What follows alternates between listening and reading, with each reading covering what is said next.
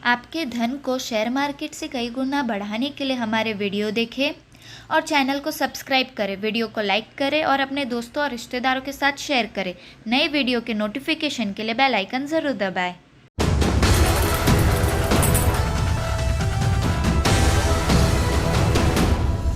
नमस्कार, जी बिजनेस में आपका स्वागत है। आप देख रहे हैं choice broking presents investment Gurukul powered by metropolitan stock exchange. Investment Gurukul में हमारा साथ निभा रहे हैं जी बिजनेस के मैनेजिंग एडिटर अनिल सिंघवी जी।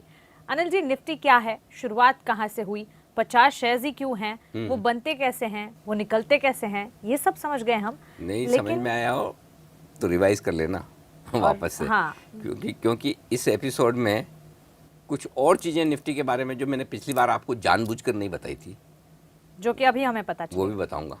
और मुझे लगता है एक दो बार देखने पे कुछ और उसी में से कुछ समझ में और ज्यादा भी आएगा। तो रिवाइज करते रहना तो बेहद जरूरी है।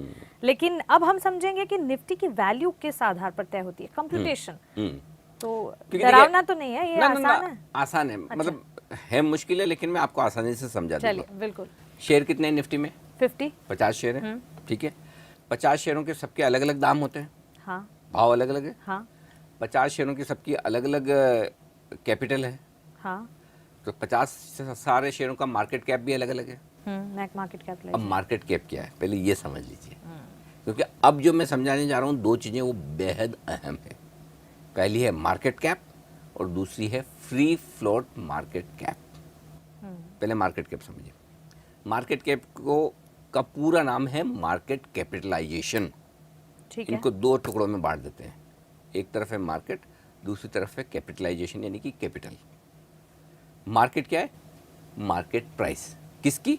किसी भी शेयर की। जी। ठीक है, मसलन आईटीसी की मार्केट प्राइस है 300 रुपये। अब आइए कैपिटलाइजेशन यानी कि कैपिटल पे।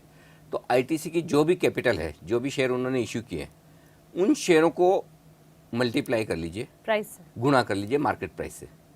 मार्केट प्राइस को गुणा करिए कैपिटल से, नंबर ऑफ शेयर से, आपका मार्केट कैप आ गया। परफेक्ट है ना? ऐसे ही 50 कंपनियों के मार्केट कैप निकल जाएंगे, जो पूरी निफ्टी की 50 कंपनियां हैं। तो किसी का जो सबसे बड़ी कंपनियां जैसे टीसीएस, रिलायंस हैं, ये 7-7 लाख करोड़ के आसपास पहुंच चुकी है। कुछ कंपनियां ऐसी होगी जो 50,000 1 लाख करोड़ के आसपास रहेंगी, कुछ 3-4 लाख करोड़ के आसपास की रहेगी।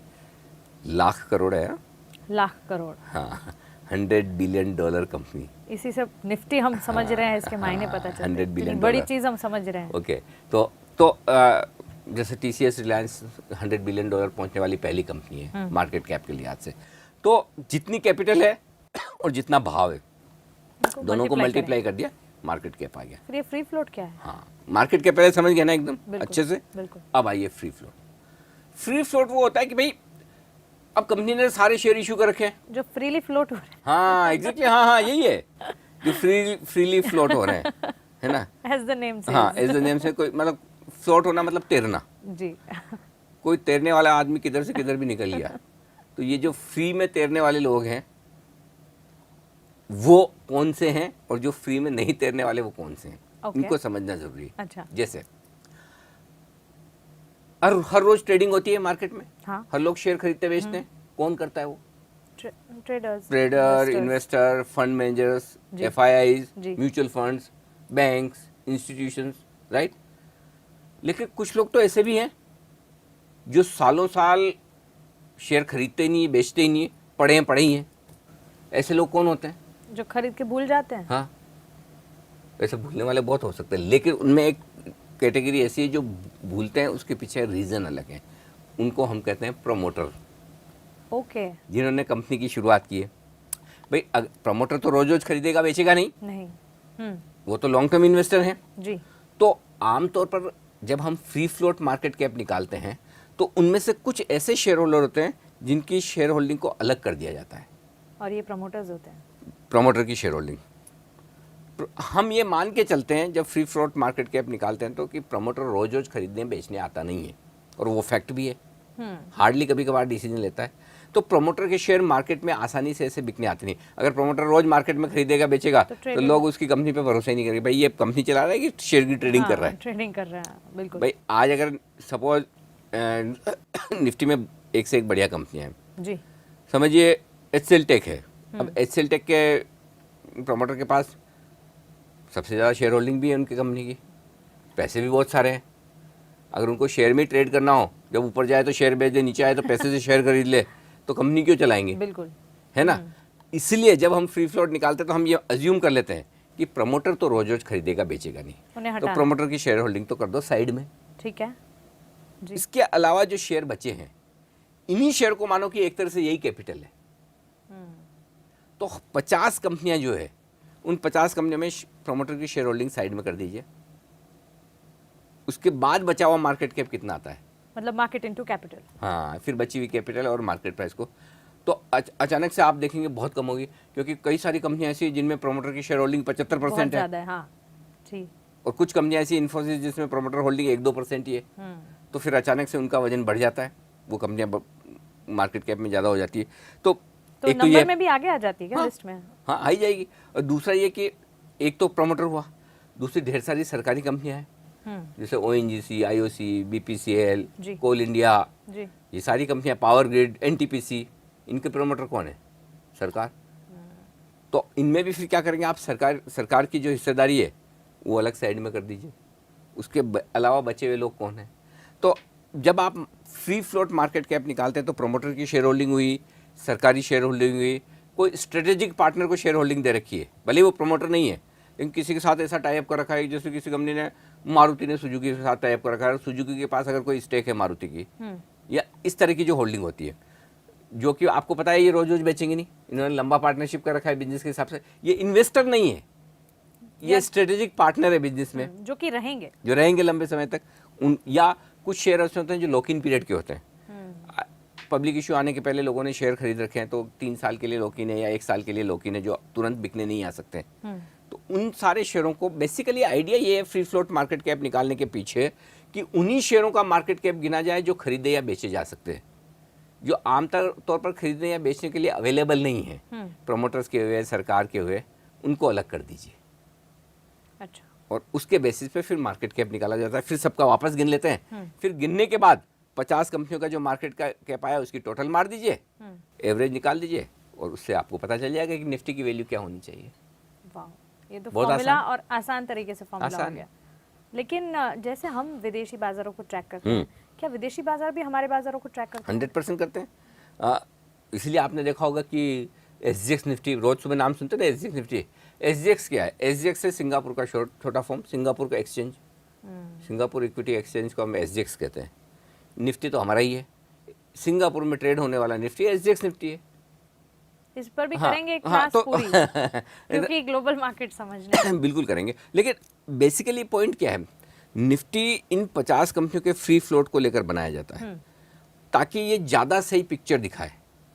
वही लोग जो वाकई में ट्रेड करें, चाहे उनमें फंड मैनेजर हो सकते हैं, FIs हो सकती है, ठीक है। उनको आप फ्री फ्लोट में गिनते हैं, उनको हटाकर नहीं निकालते। ध्यान रखना, FIs की होल्डिंग किसी स्टॉक में 75% भी है तो वो फ्री फ्लोट में गिना जाएगा, क्योंकि FIs तो रोज खरीदते बेचते हैं, बिल्कुल, है ना। जी। तो लेकिन जो बची हुई शेयर होल्डिंग है जो एक्चुअल में ट्रेड होती है, उनके बेसिस पे आप एक ही निकाल लेते हैं। फिर उसके हिसाब से अलग अलग कंपनी का कितना मार्केट कैप आया, उस मार्केट कैप के बेसिस पर उस कंपनी का कितना वजन होता है निफ्टी में, वो फॉर्मूले से निकाल लिया जाता है और एक कंबाइंड वैल्यू निफ्टी की आ जाती है।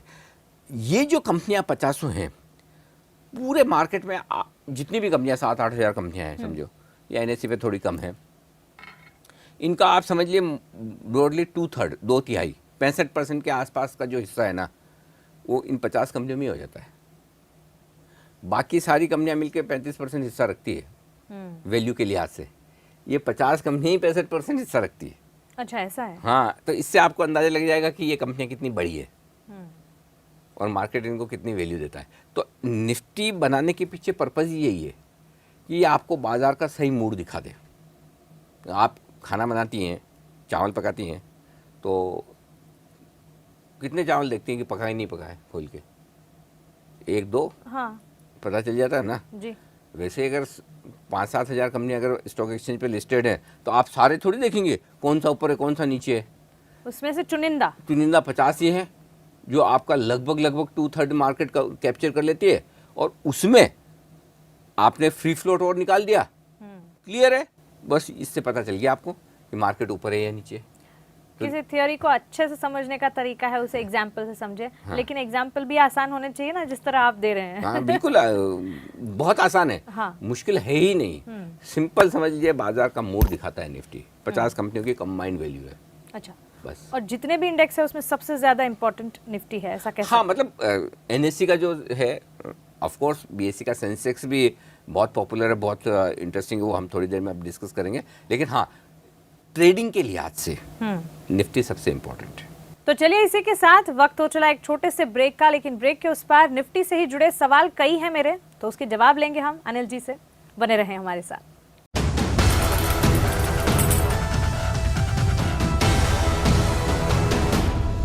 ब्रेक के बाद स्वागत है आपका। आप देख रहे हैं choice broking presents investment Gurukul, powered by metropolitan stock exchange. Nifty, जिसे हम अमूमन सुनते रहते हैं, लेकिन इसके असली मायने हम आज समझ रहे हैं। पूरी मार्केट को कवर करता है निफ्टी, बहुत इंपॉर्टेंट इंडेक्स है। पूरी नहीं, लगभग 2/3 मार्केट, 65%। मेजॉरिटी 50 कंपनियां हैं, लेकिन वो मेजोरिटी ऑफ मार्केट कवर कर लेती है। तो फिर सेक्टर वाइज समझाइए ना कुछ। देखिए, निफ्टी में सारे सेक्टर के शेयर आ सकते हैं। ओके। और आमतौर पर होता ये है कि निफ्टी में अलग अलग सेक्टर्स के शेयर होते हैं, लेकिन कोई ये ज़रूरी नहीं कि हर एक सेक्टर का शेयर हो ही, क्योंकि निफ्टी में जो शेयर के आने के क्राइटेरिया मैंने पिछले एपिसोड में आपको बताया, 6 क्राइटेरिया। हाँ। उन 6 क्राइटेरिया में कहीं भी मैंने सेक्टर का नाम नहीं लिया था, याद है आपको? हाँ। तो ऐसा हो सकता है किसी एक सेक्टर के ढेर सारे स्टॉक्स हों, और ऐसा भी हो सकता है किसी सेक्टर का एक भी स्टॉक ना हो। अच्छा, मतलब सेक्टर परफॉर्मेंस नहीं है तो ना हो, ऐसा? नहीं, स्टॉक की प्राइस की परफॉर्मेंस से निफ्टी का कोई लेना देना नहीं है। वो तो उसके जो 6 क्राइटेरिया है, उस 6 क्राइटेरिया में अगर स्टॉक फिट होता है तो ही निफ्टी में आ पाएगा। मसलन मैं आपको बताऊं, आज 6 प्राइवेट सेक्टर बैंक्स हैं जो निफ्टी का हिस्सा है, ठीक है? कोई ICICI, HDFC, axis, IndusInd, yes bank, Kotak Mahindra bank, ये 6 बैंक है, 6 के 6 प्राइवेट सेक्टर बैंक है, निफ्टी का हिस्सा है, अच्छा खासा वजन रखते हैं। IT शेयर हैं जो निफ्टी का हिस्सा है, जिसमें एक बार TCS, Infosys, HCL tech, Wipro, tech Mahindra, इस तरह के जो शेयर हैं, ये सारे के सारे निफ्टी का हिस्सा है। रियल एस्टेट की सबसे बड़ी कंपनी है DLF, हाँ। लेकिन ये निफ्टी का हिस्सा नहीं है। अच्छा। हाँ, तो कोई जरूरी नहीं है। तो वो 6 क्राइटेरिया में एक मैच जमाने नहीं करती में होगी। ढेर सारे स्टॉक आपके ये होते थे फार्मा के, निफ्टी में धीरे धीरे करके सब निकले जा रहे हैं, मुश्किल से बचे हैं 2-3। तो ये क्राइटेरिया में अगर कोई स्टॉक नीचे आ जाता है, वो बाहर निकल जाएगा, उसकी जगह कोई बेहतर स्टॉक आ जाएगा। अभी आप सरप्राइज करेंगी कि एक ज़माने में कई सारे ऐसे स्टॉक्स थे, अनिल अंबानी ग्रुप के शेयर हुआ करते थे, रिलायंस कैपिटल, रिलायंस इंफ्रा जैसे शेयर जो निफ्टी के हिस्सा रहा गए, JP ग्रुप के शेयर भी कभी कभार रहे होंगे। तो इस तरह के शेयर कभी रहे, लेकिन टाइम से वो निकल गए। तो इसलिए निफ्टी में ये ज़रूरी नहीं कि हर एक सेक्टर के शेयर हो। हाँ, अलग अलग सेक्टर के होते हैं, लेकिन किसी सेक्टर के कम होते हैं, किसी सेक्टर के ज़्यादा होते हैं। और कभी भगवान न करे कोई एक सेक्टर में इतनी ज़्यादा तेजी हो जाए, शेयर इतने भाग जाए कि कई सारे स्टॉक्स उनके हो भी सकते हैं, कोई बड़ी बात नहीं है। पर अनिल जी, एक ज़माने में पब्लिक सेक्टर बैंक्स के शेयर बहुत ज़्यादा होते थे निफ्टी में, अब ले के SBI टाइप बचे हैं। तो क्या पर ये मान लेना ठीक होगा कि कोई सेक्टर की बड़ी कंपनी है लेकिन वो क्राइटेरिया को मैच नहीं करती तो वो नहीं होगी? नहीं होगी, बिल्कुल मान लेना नहीं, गोट के पी लीजिए इसको। तो ऐसा भी हो सकता है कि कोई कमजोर कंपनी है लेकिन वो क्राइटेरिया को मैच कर रही है तो निफ्टी में होंगी? कमजोर कंपनी से आपका मतलब जिसकी परफॉर्मेंस है, मार्केट कैपिटलाइजेशन ठीक ठाक, बहुत नहीं, वही मैं बोल रहा हूँ कि मार्केट कैप। ओके, वो तो पहला क्राइटेरिया। हाँ, वो तो क्राइटेरिया ही तो ना। बनना ही है। हाँ, मार्केट कैप, इम्पैक्ट कॉस्ट, 6 महीने की परफॉर्मेंस, ये क्राइटेरिया तो जो है वो ही है। तो निफ्टी की कंपनी में एक चीज समझ लीजिए, निफ्टी की कंपनी होने का मतलब ये नहीं कि वो कंपनी बहुत प्रॉफिट मेकिंग होना जरूरी है, बहुत मुनाफा कमा रही है।